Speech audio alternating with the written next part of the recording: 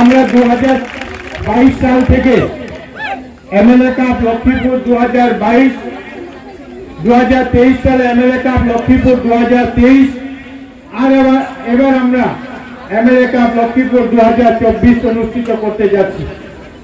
আর আমাদের এটা উদ্দেশ্য হলো এটাই যে লক্ষ্মীপুরে খেলাধুলাকে একটু উন্নত মানকে উন্নত করা, লক্ষ্মীপুরে খেলাধুলার যে পরিকাঠামো সেই পরিকাঠামোকে উন্নয়ন করতে পারে, সেই চেষ্টা নিয়ে আমরা খেলাধুলা কাজ শুরু করেছি।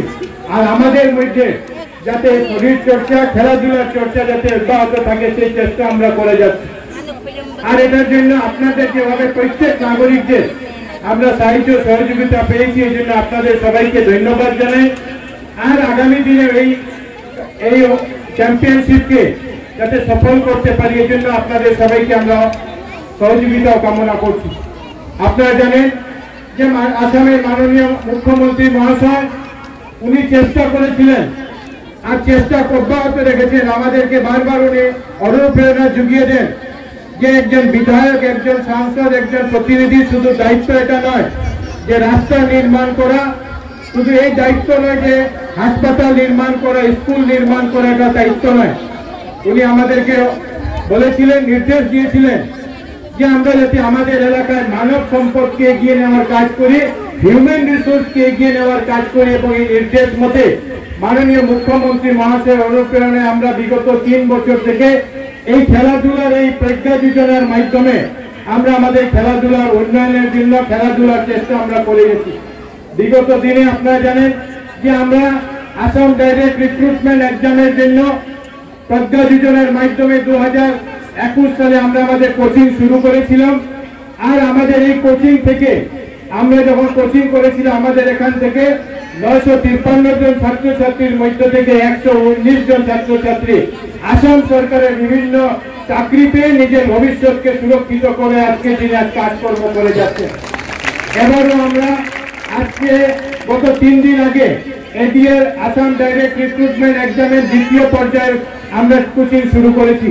গত পরশুদিন আমাদের মাননীয় সাংসদ শ্রী পরিমল শুক্লবৈদ্য মহাশয়ের হাত দিয়ে আমরা আমাদের কোচিং শুরু করেছি, যেখানে 1113 জন ছাত্রছাত্রীকে নতুনভাবে কোচিং দেওয়ার আমরা ব্যবস্থা করছি, যাতে তারা এই আগামী সেপ্টেম্বর অক্টোবর মাসে অনুষ্ঠিত হওয়া যে এন্ট্রান্স এক্সাম, এই এন্ট্রান্স এক্সামের জন্য যাতে তাদের নিজেকে তৈরি করতে পারেন। কারণ আগের দিনে যে ব্যবস্থা ছিল টাকা পয়সা দিয়ে চাকরি নেওয়া, মেরিটের কোনো নাম ছিল না, গন্ধ ছিল না, আজকের দিনে সমস্ত চাকরি মেধার মাধ্যমে হচ্ছে। এবং এই জন্য আমাদের আসাম সরকার এখন পর্যন্ত 99,097টি চাকরি আসামের বেকার যুবক যুবতীকে দিয়েছেন আর মেধার ভিত্তিতে দিয়েছেন।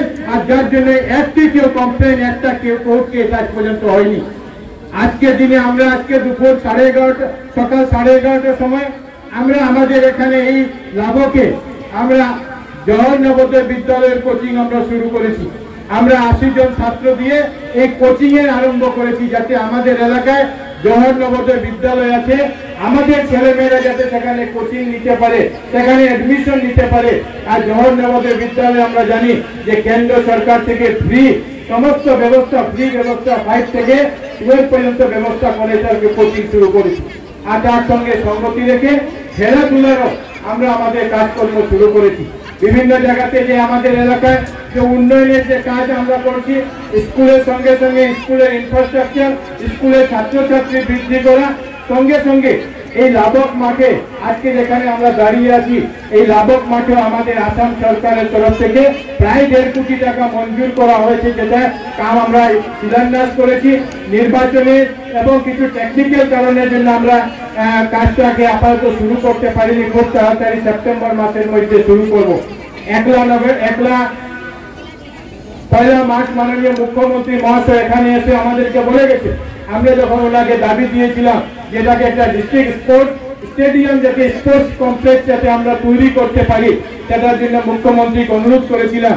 এবং আমরা দেখেছি যে কয়েকদিন আগে মাননীয় মুখ্যমন্ত্রী এটাকে একটা বড় স্টেডিয়াম তৈরি করার জন্য, ডিপিআর তৈরি করার জন্য ওনার টিম পাঠিয়েছিলেন এবং আজ যারা এসে এখানে কাজ করে গেছেন।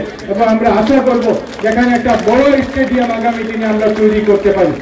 এমএলএ কাপ লক্ষ্মীপুর যখন আমরা শুরু করেছিলাম আমাদের একটাই উদ্দেশ্য ছিল যে শুধু লক্ষ্মীপুরের খেলোয়াড় যারা আছেন তারা এখানে অংশগ্রহণ করতে পারবেন। আমরা প্রতি 2022-23-এর সঙ্গে সঙ্গতি রেখে 2024-এও আমরা জিপি লেভেলে আমাদের টুর্নামেন্টগুলো অনুষ্ঠিত হবে। প্রত্যেক জিপিতে জিপি ভিত্তিক টুর্নামেন্ট হবে, আর জিপি ভিত্তিক টুর্নামেন্টে যারা বিজয়ী হবে তারা বিধানসভা লেভেল এলএসি লেভেল যে টুর্নামেন্ট সেই টুর্নামেন্টে তারা অংশগ্রহণ করবেন। যারা এই জিপি লেভেলে যারা বিজয়ী হবেন তাদের সবাইকে আমরা বিগত 2 বছরের মতো এই বছরও 5,000 টাকা করে প্রত্যেক জিপি লেভেলে চ্যাম্পিয়নদেরকে আমরা দেব। জিপিতে যারা রানার্স আপ হবেন তাদের সবাইকে আমরা 2,500 টাকা করে দেব। বিধানসভা ভিত্তিক যে টুর্নামেন্ট হবে এই বিধানসভা যারা চ্যাম্পিয়ন হবেন এই এমএলএ কাপ লক্ষ্মীপুরের 2024-এ তাদেরকে আমরা 1,01,000 টাকা দেব। যারা রানার্স আপ হবেন এলএসি লেভেল ওনাদেরকে আমরা 51,000 টাকা দেব। যারা এখানে প্লেয়ার অফ দ্য টুর্নামেন্ট যিনি হবেন ওনাকে আমরা 11,000 টাকা দেব। আর এটা আমরা গত 3 বছর থেকে এটা আমরা শুরু করে যাচ্ছি। আর গত 2024-এ 2022-এ যখন আমরা শুরু করেছিলাম 226টা টিম, যার মাধ্যমে 2,885 জন প্লেয়ার এটাতে রেজিস্ট্রেশন করেছিলেন।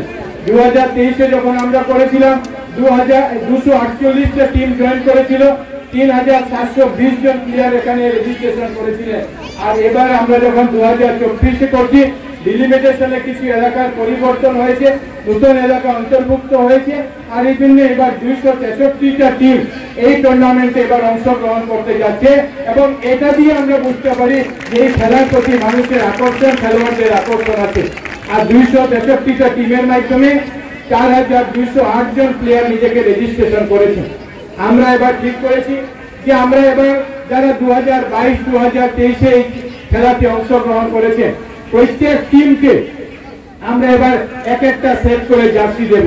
কিন্তু নতুন এলাকা অন্তর্ভুক্ত হয়েছে যারা গত 2 বছর খেলার সুযোগ পাননি, এই জন্য আমরা ঠিক করেছি যে 263টা টিম যারা আছেন এই 263টা টিমকে আমরা এক সেট করে জার্সি দেব, যাতে এই জার্সি দিয়ে তারা আগামী দিনে যে কোনো জায়গাতে খেলাধুলা করতে পারে। আজকে আমাদের সবাইকে জার্সি দেওয়ার কথা ছিল, কিন্তু মালিডোরে গত 2 দিন থেকে যেভাবে জাম লেগেছে সেটার জন্য পুরো জার্সি আজকে এখন পর্যন্ত এসে পৌঁছে, হয়তো জাম শেষ হয়ে এখন গাড়ি রওনা হয়েছে, হয়তো আগামী দিনে আজকে বিকাল রাত্রে নাগাদ বা হয়তো কালকে সকাল নাগাদ জার্সিগুলো আসার পরে আপনাদের কমিটির মাধ্যমে আপনাদের যে এলাকা সেই এলাকায় আপনাদেরকে সেই জার্সিগুলো পৌঁছে দেওয়ার কাজ আমরা করব। এবং সঙ্গে সঙ্গে জার্সির সঙ্গে সঙ্গে আমরা ঠিক করেছিলাম যেহেতু আপনারা সারা বছর খেলাধুলা করে এই জন্য প্রত্যেক টিমকে আমরা এবছর 2টা করে ফুটবলও আমরা দেব। জার্সির সঙ্গে সঙ্গে আপনারা 2টা করে ফুটবল পাবেন। আর এই ফুটবল এবং জার্সি নিয়ে আপনারা যে কোনো জায়গায় খেলাধুলাও নিজের মধ্যে যে চর্চা সেই চর্চা করতে পারবেন, খেলাধুলার চর্চা করতে পারবেন। আমরা ঠিক করেছি যে আগামী বছর যখন 2025-এর আমরা টুর্নামেন্ট করব তো জার্সি ফুটবল আগামী বছরে আমরা দেব। আর এই ফুটবলের সঙ্গে সঙ্গে আপনার প্রত্যেক প্লেয়ার যারা থাকবেন সেই প্রত্যেক প্লেয়ারকে আমরা নতুন ফুটবলের যে বুট সেই ফুটবলের বুট আমরা দেব, যাতে আপনারা নিজে পর্যাপ্ত হয়ে যে কোনো জায়গাতে গিয়ে লক্ষ্মীপুরের প্রতিনিধিত্ব করতে পারেন, নিজের এলাকা নিজের জিপির যাতে আপনারা প্রতিনিধিত্ব করতে পারেন সেই উদ্দেশ্য নিয়ে আমরা করছি। আর আমরা 2022-এ হোক 2023-এর মতো সঙ্গতি রেখে এবারও যতটা টিম জয়েন করে প্রত্যেক টিমকে আমরা জিপি লেভেলে খেলা শেষ হওয়ার পরে আমরা 1,000 টাকা করে দিই। সেটা এবছরও 263টা টিমকে 1,000 টাকা করে দেওয়ার ব্যবস্থা এমএলএ কাপ লক্ষ্মীপুর 2024-এর পক্ষ থেকে করা হবে।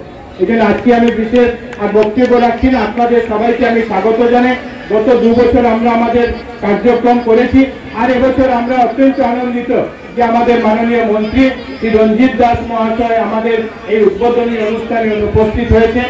আমরা আগামী 31 তারিখের মধ্যে আমরা আমাদের এই জিপি লেভেলে খেলাধুলা কমপ্লিট করব। 1 সেপ্টেম্বর থেকে বিধানসভা লেভেল যে টুর্নামেন্ট সেটা শুরু হবে। 20 সেপ্টেম্বরের মধ্যে আমরা আমাদের সেই এমএলএ কাপ যে ফাইনাল সেই ফাইনাল অনুষ্ঠিত করব। আর আমরা আসামের যিনি ক্রীড়ামন্ত্রী শ্রীমতী নন্দিতা গার্লসা উনি আমাদেরকে কথা দিয়েছেন যে এবার 2024-এর যে ফাইনাল অনুষ্ঠান সেই ফাইনাল অনুষ্ঠানে মুখ্য অতিথি হিসাবে উনি উপস্থিত থাকবেন। আজকের দিনে আপনাদের সবাই প্রতি আমি স্বাগত জানাই। আমাদের মাননীয় মন্ত্রী মহাশয়কে পুনরায় আমি স্বাগত জানাই যে উনি ওনার ব্যস্ততার মধ্যে আমাদেরকে এখানে সময় দিয়েছেন। মঞ্চে যারা প্রশাসনের হোক আমাদের দলের হোক বিভিন্ন এলাকার বিশিষ্ট ব্যক্তিরা যারা আছেন তাদেরকেও স্বাগত জানাই। আপনারা যারা এই এলাকার সবাই মিলে এখানে উপস্থিত হয়েছে, আপনাদের সবাইকে খেলোয়াড়দেরকে স্বাগত জানাই।